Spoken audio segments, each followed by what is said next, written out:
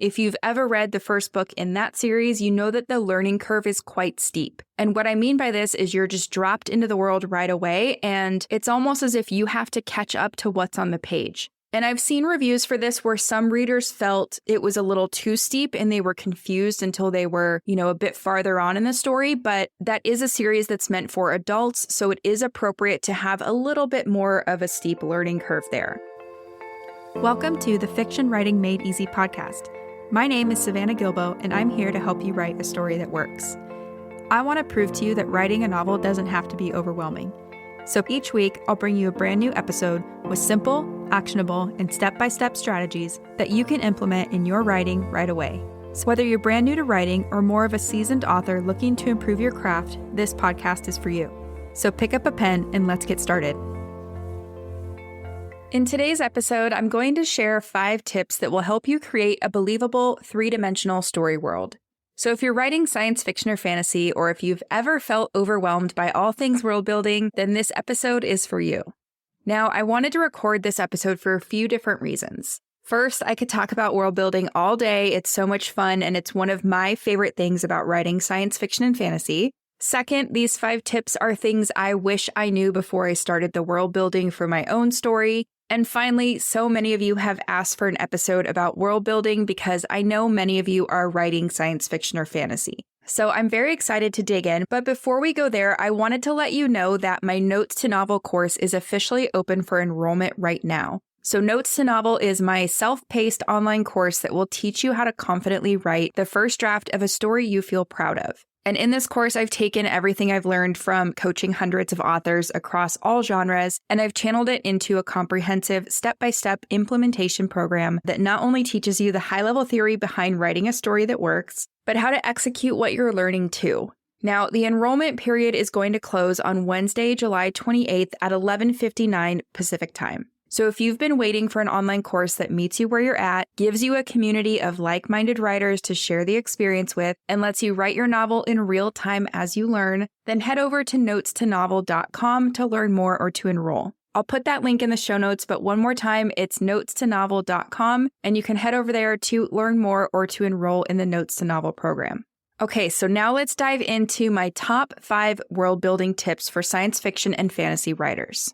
Tip number 1 is to go narrow and deep in your world building, not wide and shallow. And what I mean by this is that I want you to pick 2 to 3 world building categories to focus on, and then go deep into those 2 to 3 categories when brainstorming and fleshing out your story world. So I'm going to assume that at some point you've Googled world building tips or world building worksheets, and maybe you've come across one of those gigantic lists of all the things that you can consider for your story world. And then maybe you got overwhelmed because how can you possibly figure out all of those things about your story world, right? It's a lot.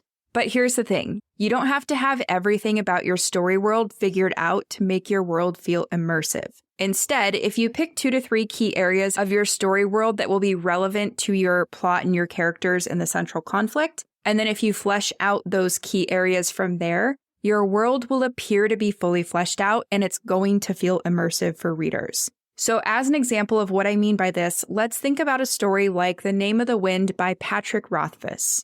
So he fleshed out a few key areas of the story world that would impact his protagonist the most. So I would say these 3 key areas are the university, the performing arts, and the folklore. So his main character, Kvothe, spends the majority of his time at the university. So Patrick Rothfuss had to flesh out what his world would be like at school. So he built out the classes, the textbooks, the teachers, and what their roles were like, his classmates, where Kvothe would live while he's at school, how he'd pay for school, and things like that.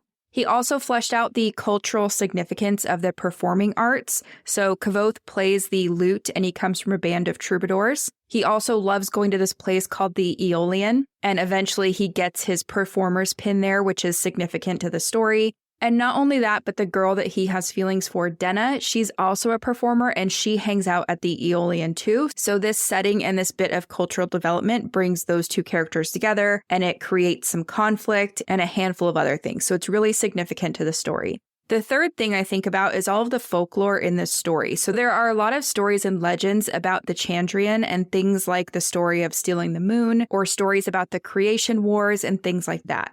And again, all of these things are relevant to the story, so Patrick Rothfuss obviously spent his time developing this area. Now, what's not really relevant to the story are things like the politics or the economy in the story world. Of course, they are there operating in the background, but Patrick Rothfuss didn't need to go deep into those areas or spend a ton of time fleshing them out because they don't really affect the story and readers aren't going to be wondering about that or asking questions about that. So to wrap up my first tip, I want you to pick 2 to 3 world building categories that you'll go narrow and deep into and then flesh things out from there. This is going to allow you to not only focus on what's important, but it will also help give your world a feeling of depth and realness, which is what we all want, right? Okay, so moving on to tip number 2. Tip number 2 is to determine what kind of magic or technology will exist in your story world. So you want to determine what kind of magic system or what kind of technology you're working with, and then flesh that out. Like most things, magic and technology exists on a spectrum. And I'm going to use magic as the example here, but the same logic that I'm going to talk through applies to technology. So if you imagine a line from left to right, we'll say that soft magic is on the left-hand side and hard magic is on the right-hand side of this line, okay? Now, soft magic is basically magic with rules that are unknown to the reader. So in The Lord of the Rings, for example, readers don't really know what Gandalf can do. We don't really know how a wizard's magic works, right? But we also don't need to know how it works in order to understand and enjoy the story. So this is an example of a soft magic system where the rules are unknown to readers. On the other side of the spectrum, we have hard magic or magic with clearly defined rules. So for example, in the Mistborn series by Brandon Sanderson, there are clearly defined rules. So only certain people can burn metals, and only certain kinds of people can burn certain kinds of metals. So it's clear to the reader what it takes to use magic, and also what the cost of doing magic is. So that's an example of a hard magic system or a magic system with clearly defined rules that are understood by the readers. Now, between those two extremes, soft magic or magic without rules known to the reader, and hard magic or magic that has clearly understood rules, there's a whole spectrum of possibility for where your magic system can fall. And I'd say this is probably where most magic systems fall, somewhere in the middle of this spectrum. So for example, the Harry Potter series falls somewhere in the middle of soft magic and hard magic. Some things in the Harry Potter universe have very clear rules and boundaries, while other parts of the magic system do not. So for example, we know that you can't conjure something out of thin air, right? That's a very clear rule that exists on the page that the reader understands. But beyond the things that affect Harry's day-to-day, there is a ton of other magic in the wizarding world that we don't understand as readers. And we don't need to for the purpose of the story. So if we zoom in, the magic system in Harry Potter is hard magic. But zoomed out, the magic system is soft. And this is a really nice balance that allows the author to use magic in the plot and the conflict, yet maintain a strong sense of wonder. So, like I said, the same idea goes for technology. You can use the same terms if you want, so are you writing more of a soft science fiction story where the advanced technology or whatever it is exists in your story but it's not integral to the plot and the conflict? Or are you writing more of a hard sci-fi story where the rules and the details are really important because they are integral to the plot and the conflict? So to recap this tip, you need to decide where your magic system or where your technology falls along the spectrum before you dig into developing the nuances of that magic or that technology. So you'll want to ask yourself questions like, will your magic or your technology have rules that are very clear to the reader and therefore they can be used in the plot to create or solve problems? Or will your magic or technology be a bit more nebulous without clearly defined rules and exist mostly to evoke a sense of wonder rather than to solve plot problems? Or maybe your magic system or your technology will fall somewhere in the middle. And then once you know the answer to this question, you can start to drill down into the specifics of your magic system or of your technology. So that's tip number 2. Tip number 3 is to avoid generalizations when it comes to the people or the creatures who populate your story world. So for example, you might have some combination of humans, fae, demons, merpeople, elves, trolls, androids, giants, witches, or aliens, or whatever in your world, right? Within those groups, there should be different races and cultures as well as well-rounded individuals. And the reason this is important is because you don't want to end up with a group of humans or elves or witches or whatever that are all the same or that all feel the same or that have the same characteristics. I mean, have you ever read a book where all the individuals from a group are carbon copies of each other? Where let's say the trolls are all ugly, gross, and mean? That's a little boring, right? And that's not how real life is. There are all kinds of people in real life, and there should be all kinds of people and or creatures in your story. So a good example to demonstrate this is the Throne of Glass series by Sarah J. Maas. She has humans, fae, witches, wyverns, and demons. And in general, all the fae possess supernatural senses and strength. But there are different groups within the fae, and each individual fae has their own personality, belief system, worldview, history, hopes, dreams, fears, and all that. It's the same with the witches in her story world. So there are two main groups of witches who have different cultures, belief systems, and values. But within those two main groups, there are cliques and there are individual witches with their own personalities, their own belief systems, their own fears and hopes and dreams and values and things like that. So to summarize this tip, it's really just about avoiding generalizations, and this will help you create a realistic world with unique and interesting characters. So you'll want to ask yourself what kinds of humans or non-humans or creatures will exist in your world, and then consider how you can create well-rounded races, cultures, and individuals within those overarching groups. So that's tip 3. Now moving on to tip number 4. Your world needs its own internal logic, so for every cause there's an effect, and for every action there's a reaction. And what this really means is that whatever changes you make in your story's world, so however it differs from our real world, you have to think about the consequences of that decision or of that change. So for example, in something like a Game of Thrones, the seasons are uneven. So there can be winters or summers that last for years. And as a result, the characters in this story have to prepare for the change of seasons. I mean, think about something simple like growing food. If you can't do that in all areas in a winter that lasts 10 years long, what does that mean? And how does that then affect whoever you might end up trading with and things like that? So again, you just want to make sure that whatever you change in your world, you'll want to think about the ramifications of those changes and then consider how that's going to play out in your story. So you'll want to consider the logic of what will happen after you make those changes. This will help you craft a cohesive world, and it will help you avoid building a world that doesn't make sense or that just doesn't hang together internally. So that's tip number 4. Tip number 5 is to use your target audience's age range to help inform your story's learning curve. Now, every story has a learning curve, and a learning curve is basically how long it takes the reader to get up to speed on the nuances of your world. So for example, a story like Harry Potter has a shallow learning curve. First, we learn that Harry's a wizard, and we see Hagrid do just a little bit of magic.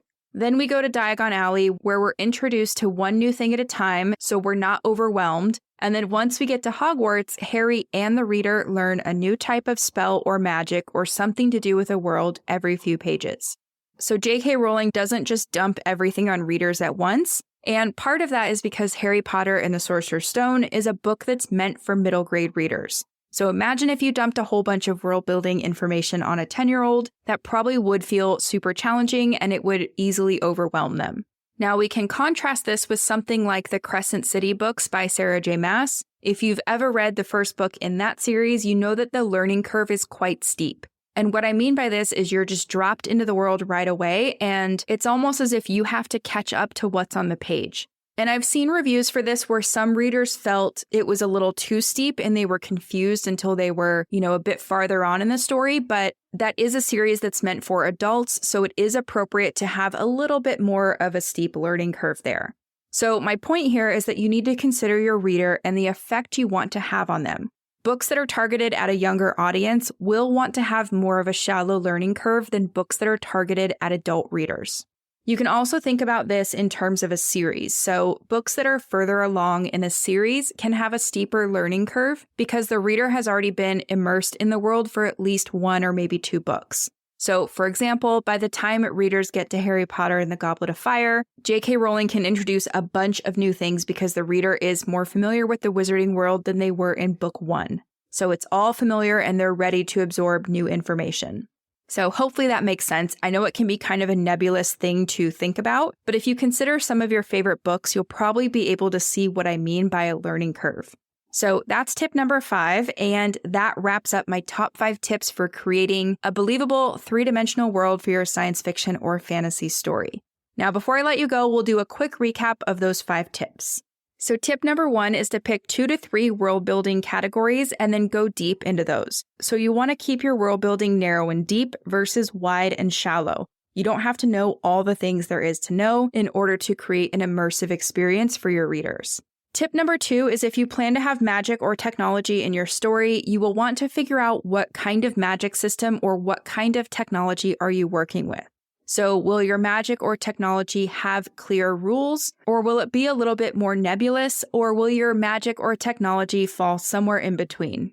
Tip number 3 is when it comes to populating your story's world, do your best to avoid generalizations or giving groups of people the same characteristics. The goal is to have your world feel like the real world in the sense that it's made up of individuals with unique worldviews, beliefs, and values. Tip number 4 is to make sure your story world has its own internal logic. So you want to make sure everything hangs together internally, and for every cause there's an effect, for every action a reaction. So again, this means whatever changes you make to your story's world, you have to think about the consequences of that change and make sure that logic's played out into your world and into your story. And the last tip, tip number 5, is to consider your target reader and their learning curve. So remember, this is basically how long it takes the reader to get up to speed.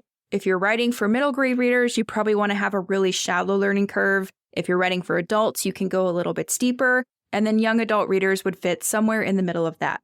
So there you have it, my top 5 tips for world building in your science fiction or fantasy story. And if you haven't already, I highly recommend going back and listening to the last episode that's called How to Start Writing Your Science Fiction or Fantasy Story, because it pairs very nicely with today's episode. So one more time, that's episode number 95, How to Start Writing Your Science Fiction or Fantasy Story. I'll put that link in the show notes as well. So that's it for today's episode. Thank you so much for tuning in and for showing your support. If you want to check out any of the links I mentioned in this episode, you can find them in the show notes listed in the description of each episode inside your podcast player or at savannahgilbo.com/podcast. If you haven't done so already, make sure you're following this podcast because there's going to be another brand new episode coming out next week. If you're an Apple user, I'd really appreciate it if you took a few seconds to leave a rating and a review.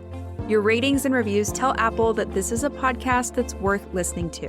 And in turn, your reviews will help this podcast get in front of more fiction writers just like you. So if you have a quick second, please leave a rating and a review and share this podcast with some of your friends. And then I'll see you next week with a brand new episode full of actionable tips, tools, and strategies to help you become a better writer. So until then, happy writing.